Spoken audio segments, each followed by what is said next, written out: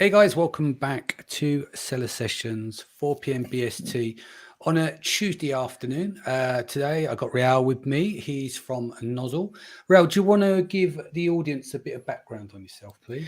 Yeah, absolutely. So firstly, it's great to be here. Thanks for having me, Danny. My name's Raul, and I am co-founder of a company called Nozzle. We're focused solely on the Amazon space, providing software on trying to understand your Amazon customers. My background is actually originally, at least, not in e-commerce. I started in actual finance and economics type roles. And then just got into the world of advertising and online advertising and realized how quantitative it actually was, and used actually quite a bit of my finance knowledge in this space. And then sort of meandered a bit and then landed on e-commerce and specifically Amazon. What an amazing community and opportunity it is, and identifying some gaps, and hence where I am today with Nozzle. Yes, and Dave, you where did we meet? Was it PPC Congress in Amsterdam? That's exactly right. Yeah, the year before last. Yeah, different era these days, but yeah. Yeah, cool. Well, look, let's get into it. There's a few things: customer acquisition cost, customer lifetime value. People know about these, but some of these other with the repeat order rate and some of these calculations. Let's have a rundown. Let's start going through some of these key things that obviously people can do in Excel and Tableau, and various different programs, like you said, outside of software. But I think it's key is that whereas we start to dial in now, with cost per clicks going up is obvious. It's bit more difficult sometimes for certain categories, well, a lot of categories for ranking and stuff. So money's being spent, and it's like, how do you squeeze as much as you can out of the existing customers? Yeah, exactly. That's pretty much how we think about this as well. With a lot of aggregators, a lot more money's in the space. It's a lot more competitive against the backdrop of increasing CPCs. And if you're running any sort of D2C or Shopify, quite often you have a strategy that doesn't have to break even on the first purchase. Right, you take a longer term view. Yeah, exactly. You got to have the right products, and that's a huge caveat. You got to have something that people want to buy or need to buy again and again. But if you do, there really hasn't been the information available on Amazon to understand what's going on behind the scenes, what happens after that first purchase. And so if you can shine a light on what's going on, how many times they're buying, how often they're buying, all these sort of things, it can much better inform your strategy on Amazon and affording to not break even on that first purchase and carry through some of the D2C type thinking in that space. And I think as well, there's so much pressure day to day of what's going on, and with shipping, supply chain and CPCs, all that sort of stuff, that it's often quite difficult to take a step back and plan more strategically, medium, long term, right? And we think more than ever. It's always been important, but now more than ever that people should certainly be doing this if you have products that lend themselves to repeat purchases. Yeah, indeed. All right, so run through some examples for me then. Absolutely. I think probably one of the main ones really is this idea of customer lifetime value, or profit per customer is another way of calling it. So this is really seeing how profitable an average customer is over time. So if somebody buys something from you for the very first time, you make a profit of whatever it is, $5 or whatever it may be. But then in the future, of course, they're going to be buying again, 3 months, 6 months, whatever it is, 12 months down the line. And so this is an accumulated amount of how profitable someone is at a given point in time. So first purchase, 6, 12 months. Why this is so critical is, and it kind of speaks to kind of the another important metric, the other side of the coin, is that it can tell you how much you can afford to acquire a new to brand customer, right? So if I'm after 3 purchases and let's say 12 months, I've got a total profit of $30 on average per customer. Well, that means I can actually afford to spend $30 to acquire a customer if I want to wait 12 months to break even. It can also do interesting things around how you think about your budget allocation on I think this is especially PPC. Good. Yeah, when you're talking about a year of break even, that's especially prevalent for supplements. Absolutely. Yeah, there's supplements. Absolutely. And also it's quite a regular cadence, right? People know to take 1 a day, or 2 a day, whatever it may be. Well, the other thing is, I've noticed with supplements as well, they might do like a 6-month supply, and that kind of then shoots it out the window. it kind of works against you in terms of repeat buys as well. You get the first sale, but it's a long jump until you get to the next 100%. And we'll talk about that, I guess, a little bit later, because one of my other important metrics is actually what does that journey look like, right? Do they go from product A to product B? So yeah, the customer lifetime value, really it's thinking about where you can afford to spend the most on PPC to acquire a customer. What are your most profitable customers actually buying? Just because I do a lot of sales volume or just dollar amounts in sales of a particular ASIN doesn't mean that your most profitable customers are actually buying that. And so just thinking about more strategically how you want to allocate your PPC budget according to the LTV progression to maximize profitability ultimately in the medium to long term. So that's, I would say, one of the cornerstone metrics. And if you're selling the right sort of product, like coffee, like as you say, supplements or pet products, using this as kind of a North Star. Similar thing, or Ellis does a similar thing. We've got we've calculated for that on one of the pet brands that we look after, supplement brands. Yeah, exactly. That's just such a critical metric. And often, if you're selling multi-channel, these tools are available to have on other channels, and so kind of marrying those two things up is really useful to do as well. Indeed. Another really important one is this idea of customer acquisition costs, which I mentioned a little earlier. So kind of the flip side of the profit per customer. And this is how much you're spending to acquire a new to brand customer. And it's one of those things, sure, you can ask 10 people and you'll get 10 different definitions of how to calculate it. But in breaking it down in its most basic form, it's adding up all your ad spend per month or per quarter, whatever it may be, adding up all your ad spend for a particular product and dividing that by the number of new to brand customers in that period, right? So how much am I spending on advertising to acquire a new to brand customer? And this is a very interesting metric because this has changed a lot in the last few months or this year in particular, right? Like how much people always and rightly talk about how CPCs are increasing in the environment, but we like to take that one step further. Like sure, CPCs are, that's halfway down the funnel or 3/4 of the way down the funnel, but actually how much does it actually cost you to acquire a new to brand customer? Let's take it all the way. And so we've certainly seen a lot of volatility on how much, it varies category by category, right? So we've seen $10, $15 in pet category, for instance, and it's steadily increasing. There's no signs of that slowing down. That's obviously informed quite a lot by the CPCs. But using this as a way to compare this to your profit per customer to find out, how long are you going to have to wait to break even? We've worked with some sellers where, if you're going to have to wait 12 months to break even, that's too long. That's going to hit your cash flow. You're going to go basically bankrupt before breaking even, right? Unless you've got deep pockets and that but you've got to be realistic. Yeah. Exactly. So, start off optimizing maybe for 3 months or something like that and work your way. But if there's such a big gap between what it costs you to acquire someone versus how profitable they are, and you're going to be waiting a long time, you need to do something. You need to change your cost structure. You need to kill the ASIN. You need to change your PPC strategy or some combination of all that. Yeah. So another one's kind of variation on a theme here, but it's this repeat order rate. So, how on average, how many orders does an average customer actually place with you? And so one of the kind of immediate things you can do with this is just calculating a break-even ACOS. So typically a break-even ACOS, when you do this, it pretty much assumes someone's just buying once from you, right? You take your average selling price, subtract COGS or Amazon fees, divided by that average selling price, for instance. It's pre-advertising margin ultimately.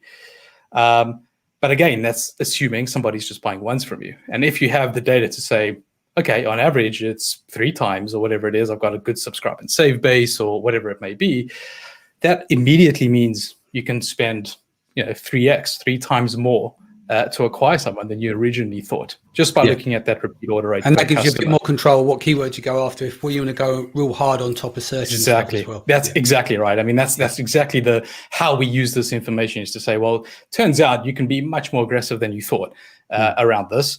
And so let's go for those, high volume, non-branded terms, top of search. It's super expensive, but hey, here's the data to back up that, you'll break even in 3 months or whatever it may be. So I think that's a crucial strategy in this environment to think about. Absolutely.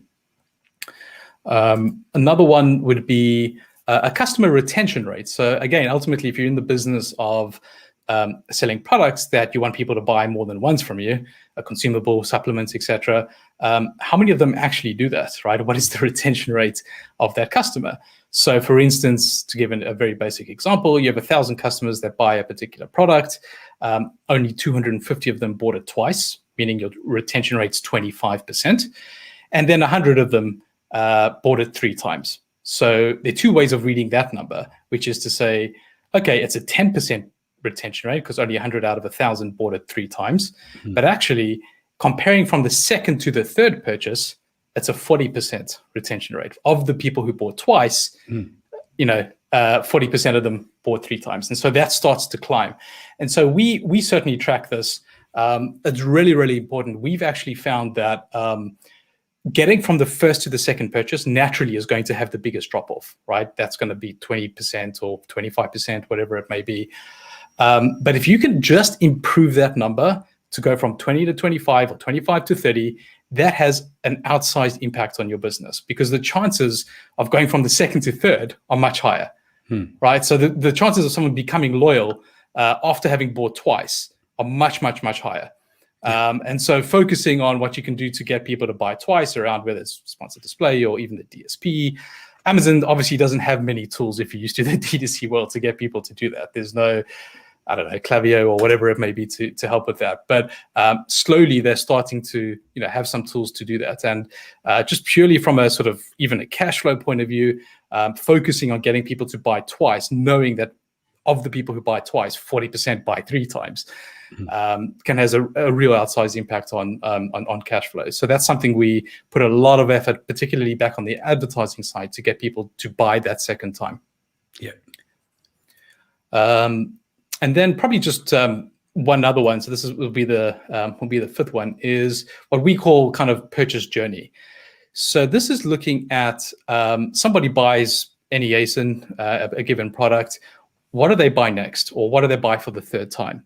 Is it the same thing that they're buying over and over again, or actually are they hopping across to a variation? Are they hopping across categories, right? Like we see, for instance, beauty products have a lot of cross-category hopping. So somebody buys a face balm or face cream or something, will go into something else, a completely different category. And so what happens here is a couple use cases. Number one is trial conversion. Right, so we have a bunch of customers that are selling a trial version of a particular product, and they want to know, okay, how many of them actually go buy the full version of the product, or do they just carry on buying trials, or do they never buy anything again? And actually, what is your break-even trial conversion ratio, right? So we have, on the one hand, we've had customers who have 25% of them go and buy the full version. That's great. They more than break even, very happy with that. And we've had customers where they just carry on buying the trials and then drop off the map, right? Yeah. Kill that. It's not working. And so just understanding the trial conversion ratio. And actually your use case you mentioned earlier, which is, let's take supplements, right? If you're buying a 30-day supply, then you buy maybe a 30-day supply again, but then you upgrading to the 90-day supply. You want to know about that. You want to see how well you're upselling to those. And sure, it's going to take a longer time for them. You need a lot of volume to really get those numbers through. Yeah. But you are shooting yourself in the foot if you take one a day and you give someone 180 and there's not a variation where it's got 30, 69, Yeah, 100%. So we like to track that and just see how they're doing and adjust. It could happen. Adjust your variation portfolio, things like that, and just spot where those gaps are. We also like to track when people are doing it. So when I say when, supplements is quite easy because it's typically people abide by what you tell them to do. So if it's take one a day kind of thing, but if it's pet treats or something where it's a little more erratic, you can't predict, it's not a constant sort of one a day. We like to say, okay, half your customers are buying within 30 days or half your customers are buying within 60 days. And so if you want to think about running a retargeting campaign, it's not really worth it beyond 90 days because 80% of the people have bought already, right? That's just diminishing returns off the back of that. So looking at when people are buying in that cycle to inform back on the advertising side around when should I do my retargeting, for instance, again, has been really, really useful. Yeah.